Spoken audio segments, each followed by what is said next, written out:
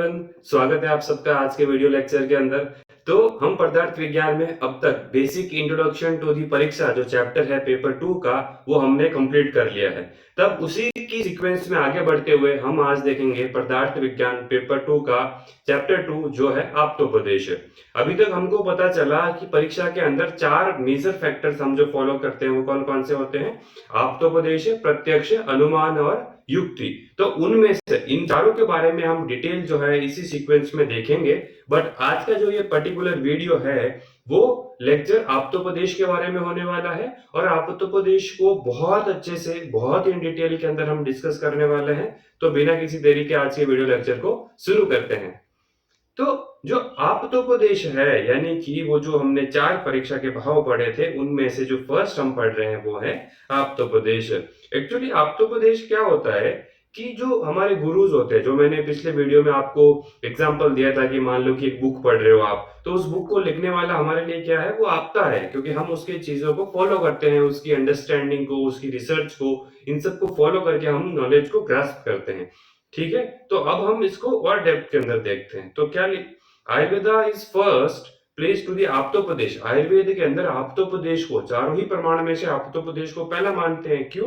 क्योंकि हम संहिता पढ़ते हैं, चरक संहिता है ना, अष्टांग हृदय, फिर सुश्रुत संहिता। तो ये संहिता को ही हमारे गुरु ने, हमारे आपताज ने लिखा है। हम पहले वहां से नॉलेज लेते हैं। किसी भी चीज के लिए पहले थ्योरेटिकल नॉलेज होना तो चाहिए, पहले ये पता तो होना चाहिए कि ये लिम्ब है, ये अपर लिम्ब है, ये लोअर लिम्ब है, तब जाके तो हम प्रैक्टिकली देख पाएंगे उनको। तो एज ए थ्योरेटिकल एस्पेक्ट्स जो है, हमको जो है आप्तोपदेश को सबसे ज्यादा महत्व दिया है। इस बात को हमको ध्यान में रखना है। ठीक है, फिर आपने आप्तोपदेश, आपको पूरा का पूरा थ्योरेटिकल नॉलेज हो गया। उसके बाद हम क्या करते हैं, उसके बाद आंखों से देखते हैं, यानी कि प्रत्यक्ष प्रमाण लेते हैं। प्रत्यक्ष में क्या करते हैं, फॉर एग्जांपल फर्स्ट ईयर के अंदर अभी आपका डायसेक्शन चल रहा होगा। तो डायसेक्शन के अंदर क्या होता है, पहले आपको थ्योरी क्लास के अंदर वो एक हाफ एन आवर के अंदर आपको पूरा थ्योरेटिकल पढ़ाते हैं कि भाई ये वाली बोन होती है, इसकी ये प्रोसेस है, यहाँ से मसल निकलती है, यहाँ से मसल जाती है।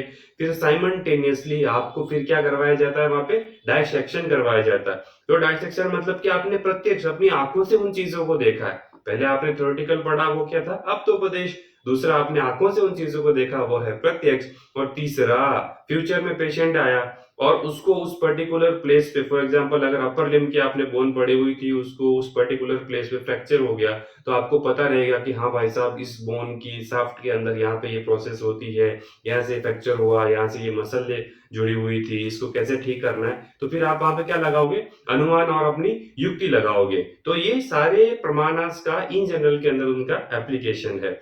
तो आपको अब मैं बता देता हूँ एग्जाम पॉइंट ऑफ व्यू से। आपको एग्जाम पॉइंट ऑफ व्यू से दो चीजें आपको यहाँ पे ध्यान में रखनी है। पहला पॉइंट ये है कि आयुर्वेदा को जो है, आयुर्वेद के अंदर आप्तोपदेश को फर्स्ट प्लेस देते हैं। ये आपका हाईलाइट होना चाहिए, फर्स्ट पॉइंट।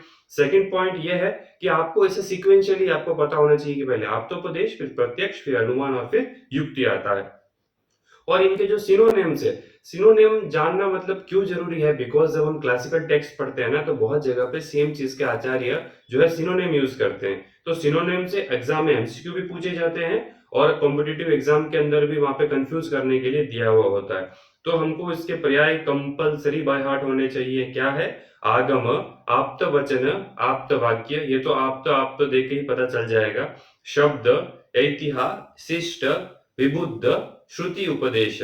पहले सुनते थे, फिर वो सुनते थे, मतलब सुनते थे, फिर स्टूडेंट्स ग्रास्प करते थे। तो श्रुति उपदेश, जो सुन के उन्होंने उपदेश लिया था, वो है क्या है, आप्तोपदेश। तो यहाँ पे आपको पता चल गया।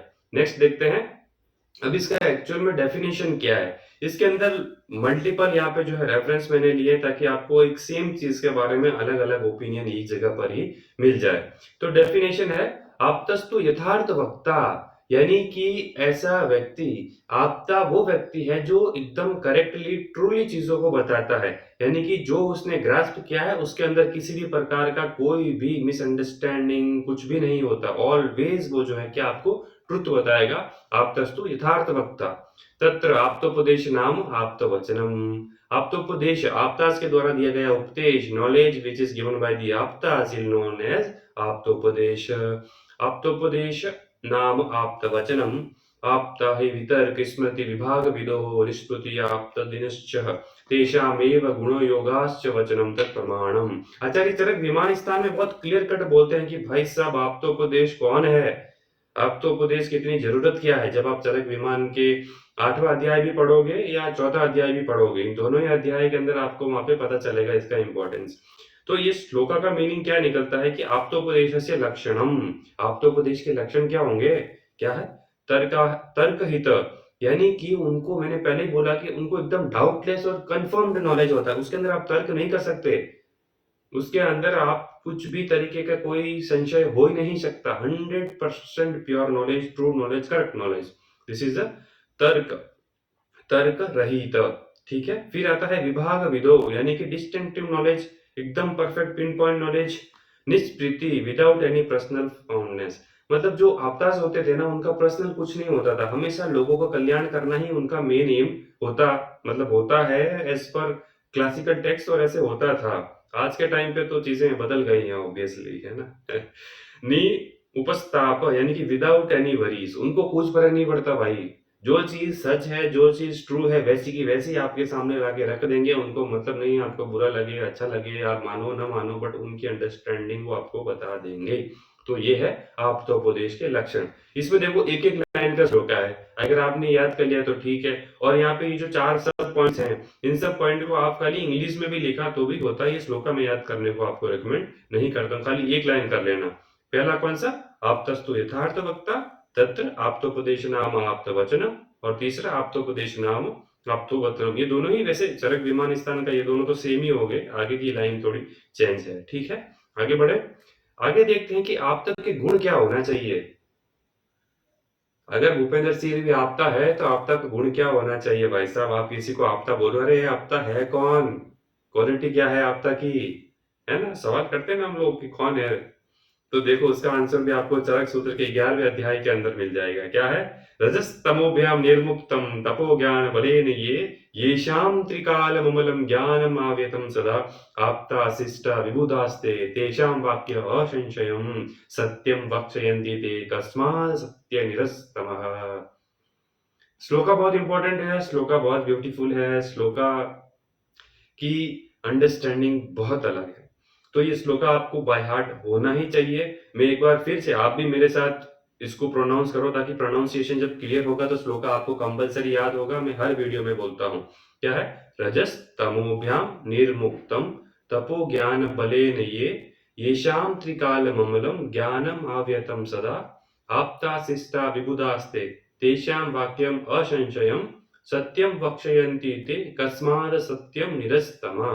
तो क्या बोलते हैं, रजो तमोभ्याम निर्मुक्तम, यानी कि जो रजस और तमस जो है वो क्या है, हमारे मानसिक दोषास हैं, और इन रजस और तमस के इन्फ्लुएंस में आके ही आदमी जो है बहुत सारी गलतियां करता है, उसके पास मिथ्या ज्ञान आता है, और यही सब चीजों की जननी है, ये दोष है मानसिक। तो जो आदमी इन मानसिक दोष से, जो व्यक्ति इन मानसिक दोष, कौन से, रजस और तमस जैसे मानसिक दोष से फ्री है, वो क्या है, आपता है। फिर क्या है, तपो ज्ञान बलेन, यानी कि जिन्होंने जो नॉलेज लिया से हवा में एक रात सो के उठे दूसरे दिन ज्ञानी हो गए, ऐसा नहीं होता।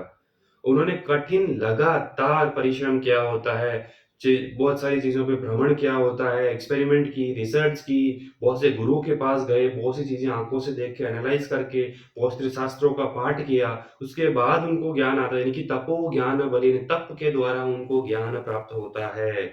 नेक्स्ट क्या है, और त्रिकाल ज्ञान, त्रिकाल आपको पता है, भूतकाल, वर्तमान काल, भविष्य काल, वो जो आपदा होते हैं वो त्रिकाल ज्ञाता होते हैं, उनको भूतकाल का, वर्तमान काल का और भविष्य काल, तीनों काल का पता होता है।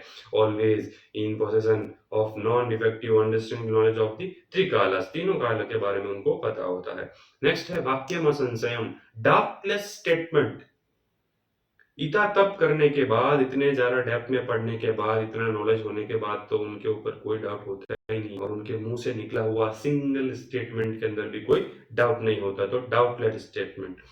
सत्य वक्षयंती, ऑलवेज स्पीक्स ट्रूथ, जैसा है वैसा ही एज इट इज आपके सामने उस चीज को, या स्टूडेंट्स या गुरु जिनके भी सामने उनको बोले, एज इट इज चीजें बोलते हैं, कुछ भी उनके अंदर जो है मिक्स नहीं करते। And he is free from रजो एंड तमो, दोष मैंने आपको बता दिया। तो ये वाला श्लोका माय डियर फ्रेंड्स बहुत ही ब्यूटीफुल है, बहुत इंपॉर्टेंट है। आप इनको बार-बार 1-2 बार याद करेंगे तो याद हो जाएगा। ये आपको आगे भी काम आएगा और क्योंकि हम आपदास को बहुत ज़्यादा इम्पोर्टेंस देते हैं आयुर्वेद साइंस के अंदर, तो हमको ये उनकी क्वालिटीज़ के बारे में हमेशा पता होना चाहिए। ठीक है? आई होप आपको समझा होगा। अगर अब तक आप ये वीडियो लेक्चर देख रहे हो तो आई होप समझ रहा होगा। तो प्लीज़ वीडियो लेक्चर को लाइक कर दो यार। चैनल पर नए हैं तो सब्सक्राइब कर दो। नेक्स्ट देखते हैं कि सिस्टा। अब इसमें 2 वर्ड थे ना, सिस्टा और विबुदास। तो ये रहा देखो, सिस्टा और विबुध। आप बोलोगे कि ये दोनों क्या है? तो देखते हैं। सिस्टा मतलब कि हू हू गिव्स सिस्ट, यानी कि true advice based on knowledge of things to be done and not to be done. देखो क्या होता है कि गुरु ही होता है जो शिष्य के हित के बारे में सोचता है। यानी कि आपने देखा होगा कि बहुत सारे लोग, अगर आप किसी से राय लेने जाओगे तो अपने फायदे के हिसाब से वो आपको राय देते हैं कि ऐसा कर लो, वैसा कर लो। बट जो सच्चा आपदा होता है, जो सच्चा गुरु होता है, वो अपने यथार्थ नॉलेज, उसकी पूरी नॉलेज को, उसके पूरी बुद्धि को, उसके पूरे एक्सपेरिमेंट को, जो उसके ऊपर बीती होगी, उन्होंने गलतियों से सीखा होगा, वो आपके हमेशा हित में आपको जो है एडवाइस देते हैं। This is the sister, true advice वो आपको देते हैं। ठीक है, क्या करना है, क्या नहीं करना है। ओके, तो आपके लिए क्या जो है होलसम है, आपके लिए क्या हित है, क्या अनहोलसम है, वो सब आपको जो आपके गुरु ही बताते हैं। और विबुद्ध, विबुद्ध मतलब कि वो अटेन्स द विशेष ज्ञान थ्रू हिज बुद्धि एंड डज द कर्म based on this is a विबुद्ध। सिस्टम मतलब कि आपको ट्रू एडवाइस देंगे, और विबुद्ध मतलब कि वो अपने खुद के कर्म ही जो है उतने शुद्ध तरीके से करते हैं। जितने अभी नॉलेज उनको ग्रास्प हुआ है, उन सब नॉलेज को अपनी लाइफ में इनकलकेट करते हैं। आपने देखा होगा कि लोग दूसरों को बहुत सारा ज्ञान देते हुए हैं, बहुत सारा ज्ञान देते हैं, ये कर लो, वैसा कर लो, ये करना चाहिए, वो करना चाहिए। एक्चुअल में वो खुद कुछ फॉलो नहीं करते। बट आपदास जो है, उनके पास जो नॉलेज है वो पहले खुद की लाइफ के अंदर अप्लाई करते हैं, अपने सारे जो कर्म हैं उनके बेसिस के ऊपर करते हैं, और उसके बाद जो है आपको ट्रू एडवाइस वो देते हैं। तो ये दोनों सिस्टा और विबुद्ध। ठीक है, तो अब तक आपको इस श्लोका का, ये जो श्लोका है इसका वर्ड टू वर्ड मैंने आपको जो एक्सप्लेन कर दिया है, तो अब ये याद करने में आपको इजी होगा। एग्जाम पॉइंट ऑफ व्यू से 100% सवाल आने वाला है, चाहे आप कौन से भी यूनिवर्सिटी से बिलोंग करते हो, मेरी गारंटी है ये सवाल आएगा। इसको स्टार मार्क करके रखो, श्लोका को लिखो, श्लोका को बार बार मेमोराइज करने की कोशिश करो। ठीक है, अब आगे देखते हैं। अब क्या हुआ कि जो आप्तोपदेश है, बेसिकली इसको 2 टाइप्स के अंदर क्लासिफाई किया है। कौन कौन सा? एक होता है वैदिक और एक होता है लौकिक। वैदिक मतलब कि बेस्ड ऑन द वेदास, जो परम आप्त ब्रह्माधिपति। अब देखो आपतास क्या थे कि ब्रह्म भगवान थे, जो ब्रह्मा थे वो परम आपता है। तो वो किसके अंदर आएंगे? वैदिक के अंदर, क्योंकि वो भगवान से शाश्वत आपता। अब भाई नॉलेज एकदम से तो प्रकट हुआ नहीं है। ब्रह्मास्मत् आयुषो वेदम प्रजापति मजिग्रसो अश्विनो सहस्रम, आपने अष्टांग में इस श्लोक का भी पढ़ा है। और इन जनरल भी अगर हम देखें तो ब्रह्मा जो है सृष्टि के रचयिता है, वो सर्वज्ञाता है।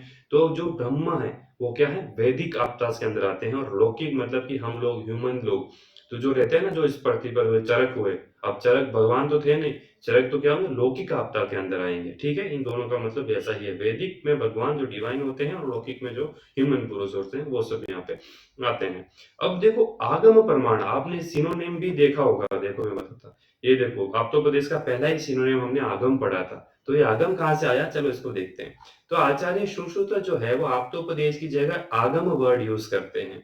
तो जो डलाना है, जो डलाना उनके ऊपर कमेंट्री की है, वो क्या बोलते हैं कि Veda has Agama. He has included those instructions said in the Vedas and Shastras which are written by the ancient sages and other learned people as a include in the Agama Pramana. वो बोलते हैं कि देखो कोई भी book लिखी जाती है, मैं आपको बहुत बेसिक एग्जांपल देता हूँ कि कोई बुक लिखते हैं भाई साहब, जो राइटर होता है वो तो होता ही है मैन। बट वो अलग अलग, जो अलग अलग फैकल्टी होती है, अलग अलग स्टूडेंट्स होते हैं, अलग अलग एक्सपर्ट्स होते हैं, वो भी अपने ओपिनियन उनके अंदर देते हैं। और कुछ कुछ पार्ट के अंदर एक्सपर्ट्स की राय भी ली जाती है, तो उन एक्सपर्ट्स का ओपिनियन भी वहां पे लिखा जाता है। तो इस केस के अंदर ओनली जो राइटर है उसको ही आपका कहना सही होगा? नहीं।